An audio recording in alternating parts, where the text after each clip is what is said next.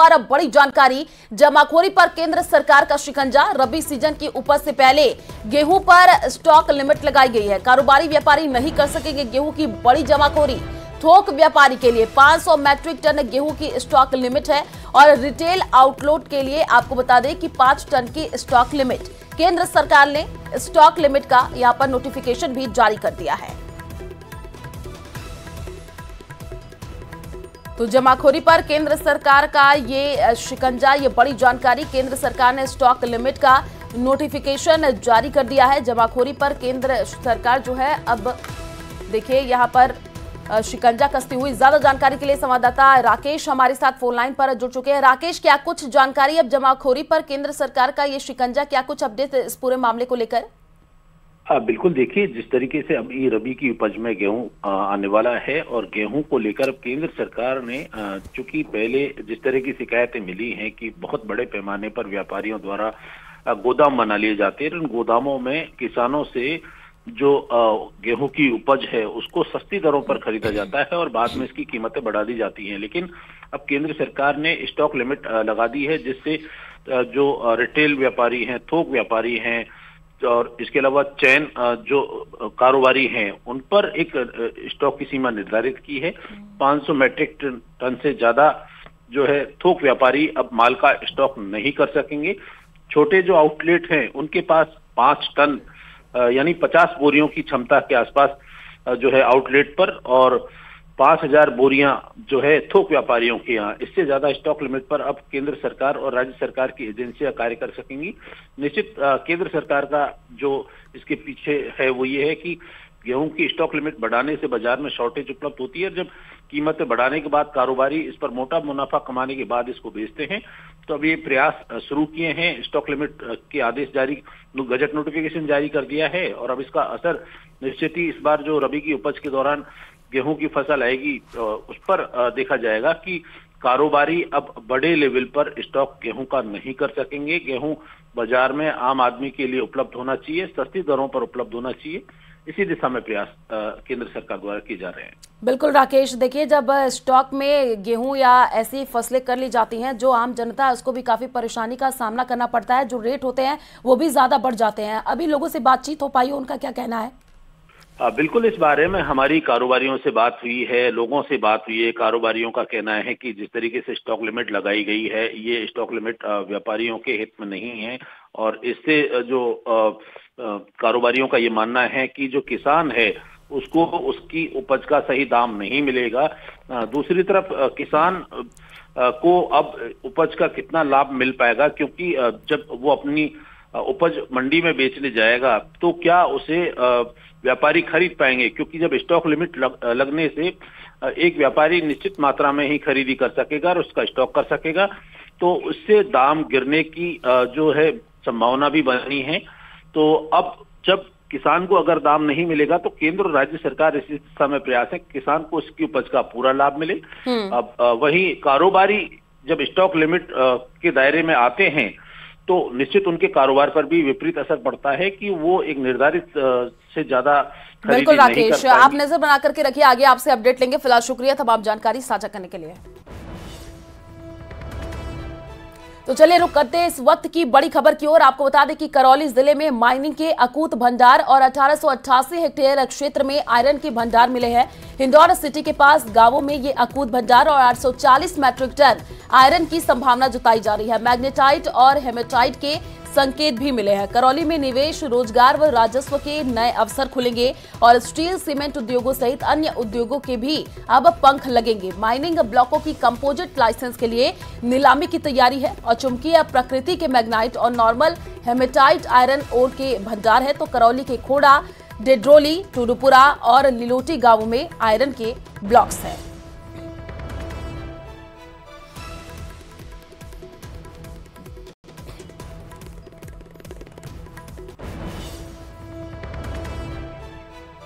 और ज्यादा जानकारी के लिए संवाददाता राकेश हमारे साथ फोन लाइन पर जुड़ चुके हैं। राकेश, ये बहुत बड़ी जानकारी है। अब ये भी कहा जा रहा है कि मैग्नेटाइट और हेमेटाइट के भी संकेत मिले हैं, क्या अपडेट?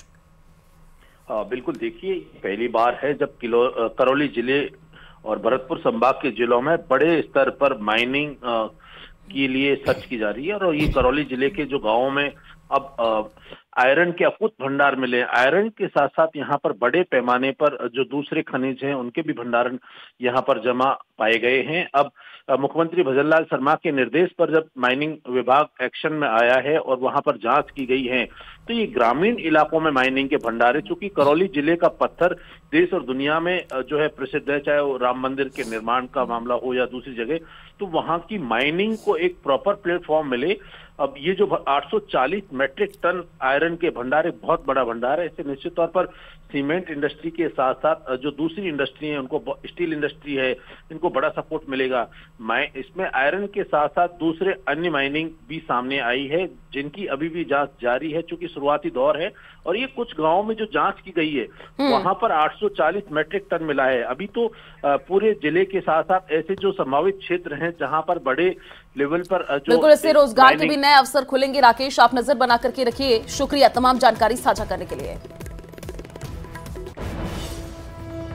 तो उदयपुर से बड़ी जानकारी आपको दे दें, आज उदयपुर को बड़ी सौगात मिलेगी। सीएम भजनलाल और नितिन गडकरी आज लेक सिटी आएंगे और 17 सड़क परियोजनाओं का लोकार्पण और शिलान्यास करेंगे।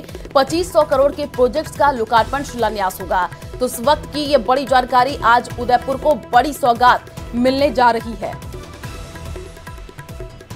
तो सीएम भजनलाल और नितिन गडकरी आज लेक सिटी आएंगे। इस वक्त की ये बड़ी जानकारी आपको दे रहा है। 17 सड़क परियोजनाओं का लोकार्पण शिलान्यास होना है। ज्यादा जानकारी के लिए संवाददाता कपिल हमारे साथ फोन लाइन पर जुड़ चुके हैं। कपिल, फिलहाल क्या जानकारी है, कितने बजे पहुंचने का कार्यक्रम बताया जा रहा है, क्योंकि आज उदयपुर को बड़ी सौगात मिलने जा रही है? बिल्कुल, देखिए आज राजस्थान में बड़ी सौगात मिलेगी, क्योंकि केंद्रीय मंत्री नितिन गडकरी और मुख्यमंत्री भजनलाल शर्मा आज उदयपुर में रहेंगे और 17 सड़क परियोजनाओं का लोकार्पण और शिलान्यास कार्यक्रम है, जो कि 2500 करोड़ से अधिक की लागत के जो कार्य हैं उनका लोकार्पण और शिलान्यास आज केंद्रीय मंत्री नितिन गडकरी और मुख्यमंत्री भजनलाल शर्मा करेंगे। मुख्यमंत्री भजनलाल शर्मा दोपहर 12:15 बजे दबोक एयरपोर्ट पर पहुंच जाएंगे। उसके बाद में 12:30 बजे नितिन गडकरी एयरपोर्ट पर पहुंचेंगे, जहां उनका मुख्यमंत्री स्वागत करेंगे और अन्य जो जनप्रतिनिधि हैं, चाहे वे उप मुख्यमंत्री हो या और अन्य विधायक हो, वे नितिन गडकरी का स्वागत करेंगे। और उसके बाद में एयरपोर्ट से, क्योंकि एयरपोर्ट के समीप ही कार्यक्रम रखा गया है, तो शिलान्यास और लोकार्पण कार्यक्रम जो है वहां पर शिरकत करने जाएंगे।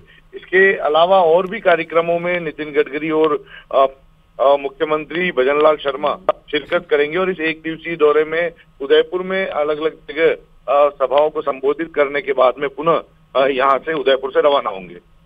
ठीक है कपिल, आप नजर बना करके रखिए। जब पहुंचेंगे नितिन गडकरी और सीएम भजनलाल तो आगे भी आपसे अपडेट लेंगे। शुक्रिया तमाम जानकारी साझा करने के लिए। जयपुर से बड़ी जानकारी आपको दे दें, बीजेपी का ग्राम परिक्रमा अभियान, गांव चलो अभियान के बाद बीजेपी का ये नया अभियान। आपको बता दें कि आज से बीजेपी का ग्राम परिक्रमा अभियान शुरू होने जा रहा है। 1 महीने तक गांवों पर जो पार्टी है वो फोकस करने जा रही है। तो इस वक्त की ये बड़ी जानकारी, बीजेपी का ग्राम परिक्रमा अभियान आज से शुरू होने जा रहा है और 1 महीने तक गांवों पर फोकस रहेगा।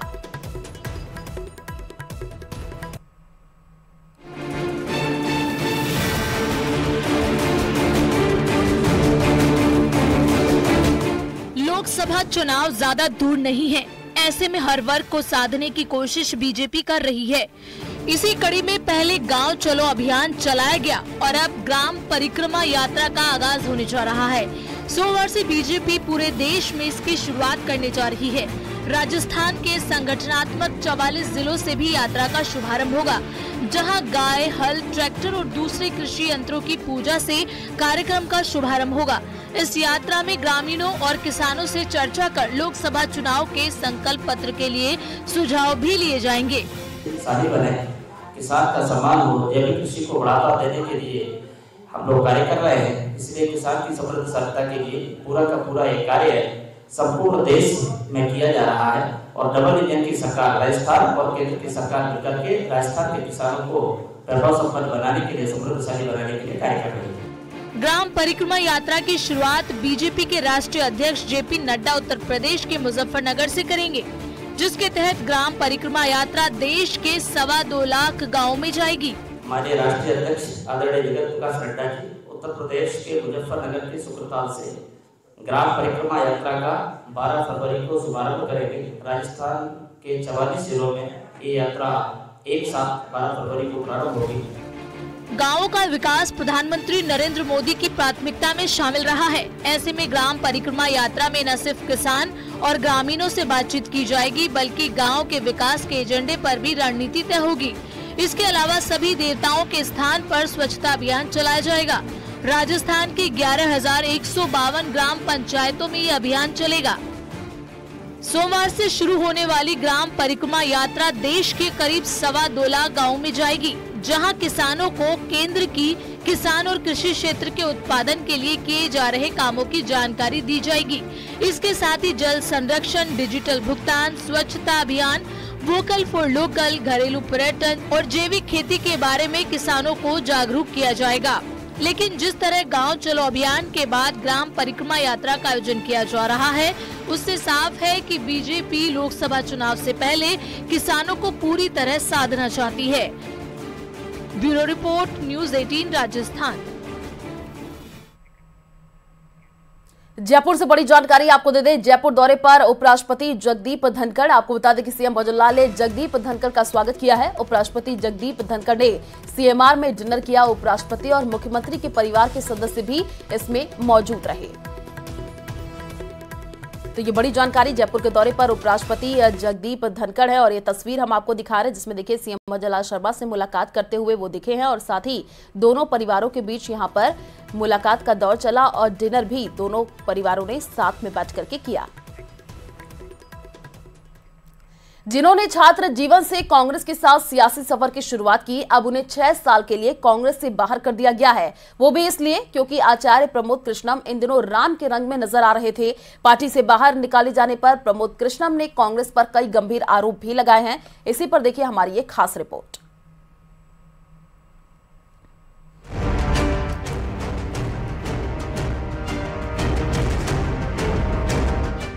अयोध्या में राम मंदिर का निर्माण क्या हुआ? सनातन विरोधियों का चेहरा बाहर आ गया। अखिलेश यादव के चेहरे से हिंदुत्व का नकाब उठ गया। राहुल गांधी पर इच्छाधारी हिंदू होने का टैग लग गया और विपक्ष में जो इक्का दुक्का राम भक्त बचे, उन्हें पार्टी से बाहर का रास्ता दिखा दिया। ये आचार्य प्रमोद कृष्णम है, जिन्होंने छात्र जीवन से कांग्रेस के साथ सियासी सफर की शुरुआत की। अब इन्हें 6 साल के लिए कांग्रेस से बाहर कर दिया गया है। इन पर कांग्रेस की तरफ से इल्जाम भी लगाए गए। कृष्णम पर अनुशासनहीनता का आरोप लगा है। कृष्णम पर पार्टी विरोधी टिप्पणी का आरोप लगा है। 6 साल के लिए कांग्रेस से निष्कासित कर दिया गया है। लेकिन जो आरोप कांग्रेस की तरफ से आचार्य प्रमोद कृष्णम पर लगे हैं, उसकी सच्चाई बस इतनी है। तो धौलपुर सेपऊ पंचायत समिति गैंगस्टर विक्रम बराड़ अब राजस्थान पुलिस के शिकंजे में है। पुलिस 5 दिन के रिमांड के दौरान प्रदेश में हत्या, लूट, अपहरण की वारदातों की कड़ी जोड़ने की कोशिश करेगी। इसी पर देखिए रिपोर्ट।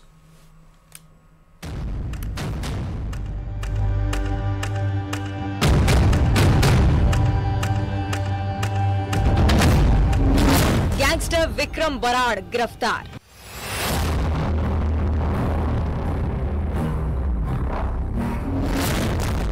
लॉरेंस बिश्नोई गैंग से जुड़े हैं तार।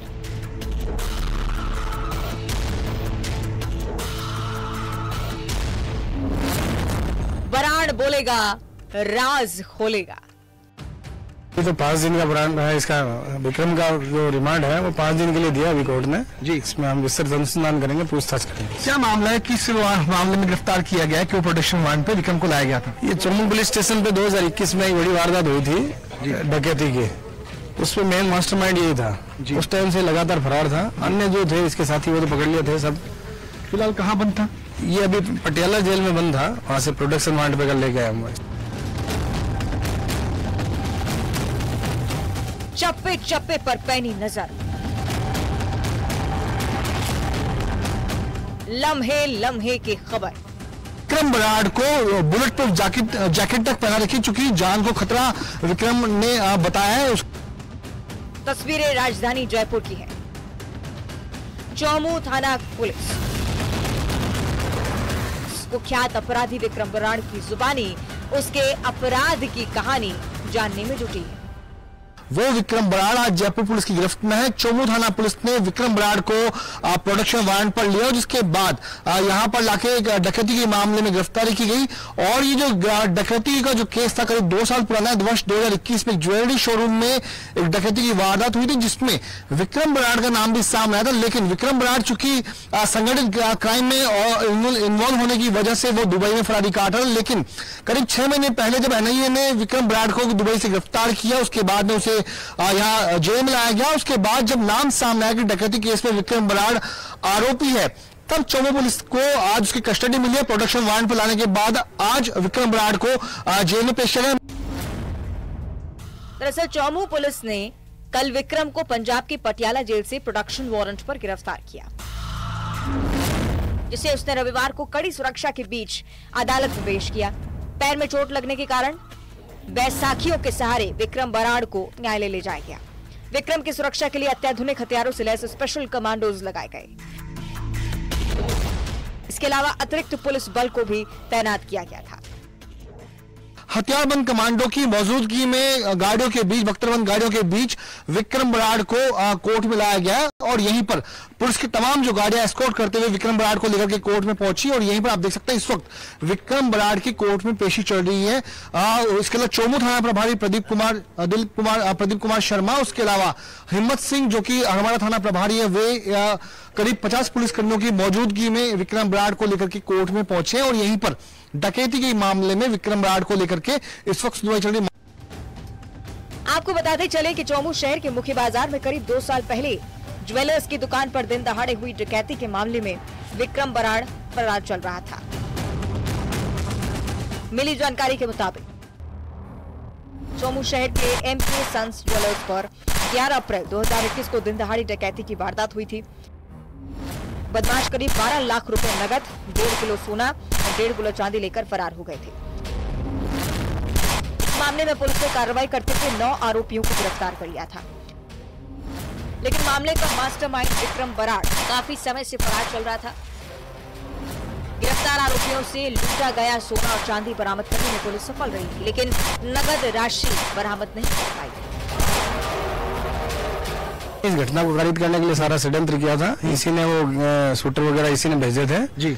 और इसमें नकदी और ये सब मिला के काफी बड़ी थी, करीब 1.5-2 किलो सोने के आसपास था और 12 लाख रुपए नगद थे लगभग। तो वारदात के वक्त भी क्या विक्रम बराड़ वाला जयपुर में था उस वक्त, या फिर ये कि बाहर से इसने इस पूरे प्लानिंग रची थी? सारा बाहर से प्लानिंग रची थी। प्रदेश में आरोपी विक्रम बराड़ के खिलाफ कई संगीन धाराओं में केस दर्ज है। रविवार को अदालत ने विक्रम को 5 दिन की रिमांड पर जेल भेजा। हैदराबाद से बुलाया।